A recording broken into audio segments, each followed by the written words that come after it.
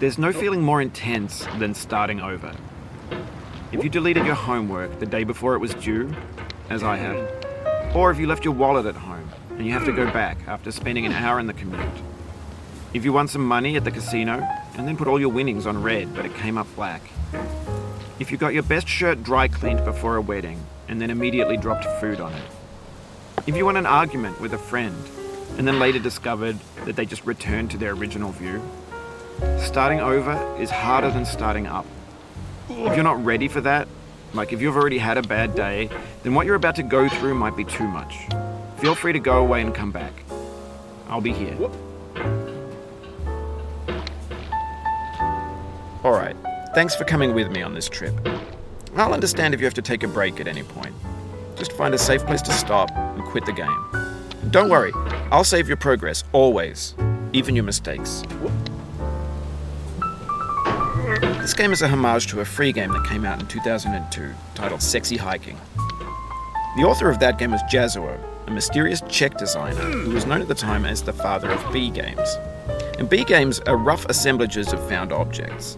Designers slap them together very quickly and freely, and they're often too rough and unfriendly to gain much of a following. They're built more for the joy of building them than as polished products. In a certain way, Sexy Hiking is the perfect embodiment of a B game. It's built almost entirely out of found and recycled parts, and it's one of the most unusual and unfriendly games of its time. In it, your task is simply to drag yourself up a mountain with a hammer. And that act of climbing, in the digital world or in real life, has certain essential properties that give the game its flavor.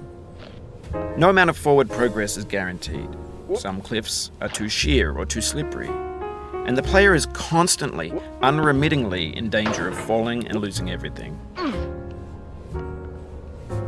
Anyway, when you start Sexy Hiking, you're standing next to this dead tree that blocks the way to the entire rest of the game. It might take you an hour to get over that tree, and a lot of people never got past it. You prod and you poke at it, exploring the limits of your reach and your strength, trying to find a way up and over. And there's a sense of truth in that lack of compromise. Most obstacles in video game worlds are fake. You can be completely confident in your ability to get through them once you have the correct method or the correct equipment or just by spending enough time. In that sense, every pixelated obstacle in Sexy Hiking is real. The obstacles in Sexy Hiking are unyielding, and that makes the game uniquely frustrating. But I'm not sure Jazuo intended to make a frustrating game. The frustration is just essential to the act of climbing, and it's authentic to the process of building a game about climbing. A funny thing happened to me as I was building this mountain. I'd have an idea for a new obstacle, and I'd build it, test it, and it would usually turn out to be unreasonably hard. But I couldn't bring myself to make it easier. It already felt like my inability to get past the new obstacle was my fault as a player rather than as a builder. Imaginary mountains build themselves from our efforts to climb them, and it's our repeated attempts to reach the summit that turns those mountains into something real. When you're building a video game world, you're building with ideas, and that can be like working with quickset cement. You mold your ideas into a certain shape that can be played with, and in the process of playing with them, they begin to harden and set until they're immutable, like rock. And at that point, you can't change the world. Not without breaking it into pieces and starting fresh with new ideas. For years now, people have been predicting that games would soon be made out of prefabricated objects, bought in a store and assembled into a world. And for the most part, that hasn't happened, because the objects in the stores are trash. I don't mean they look bad or that they're badly made, although a lot of them are. I mean they're trash in the way that food becomes trash as soon as you put it in the sink. Things are made to be consumed and used in a certain context, and once the moment is gone, they transform into garbage. In the context of technology, those moments pass by in seconds. Over time, we've poured more and more refuse into this vast digital landfill that we call the internet.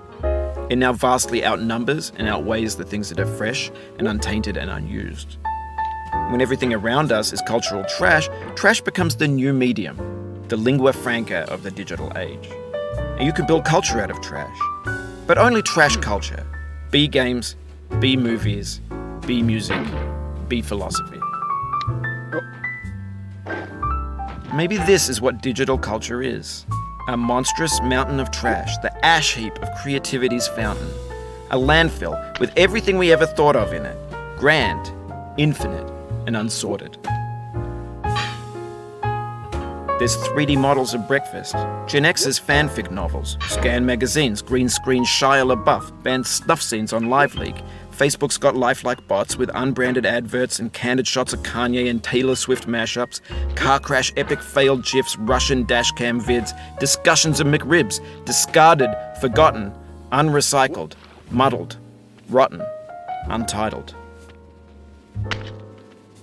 Everything's fresh for about 6 seconds, until some newer thing beckons, and we hit refresh.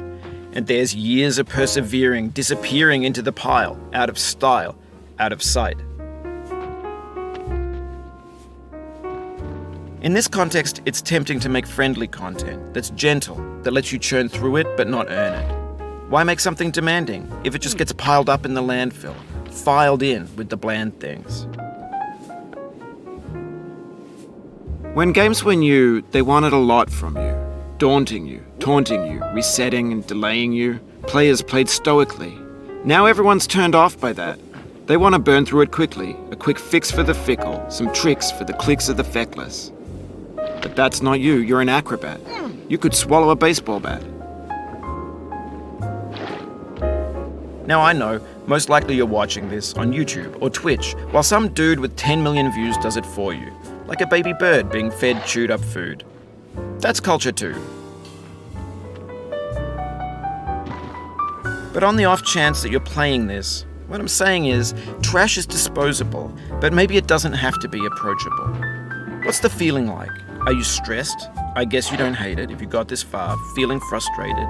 It's underrated. An orange is sweet, juicy fruit locked inside a bitter peel. That's not how I feel about a challenge. I only want the bitterness. It's coffee. It's grapefruit. It's licorice. It feels like we're closer now. Composer and climber, designer and user. You could have refused, but you didn't. There was something in you that was hidden, that chose to continue. It means a lot to me that you've come this far, endured this much. Every wisecrack, every insensitivity, every setback you've forgiven me is a kingly gift that you've given me.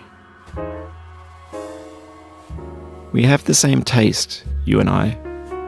It's not ambition, it's ambition's opposite. An obdurate mission to taste defeat. You'll feel bad if you win, so I put this snake in for you. Have you thought about who you are in this? Are you the man in the pot, Diogenes? Are you his hand? Are you the top of his hammer? I think not. Where your hand moves, the hammer may not follow.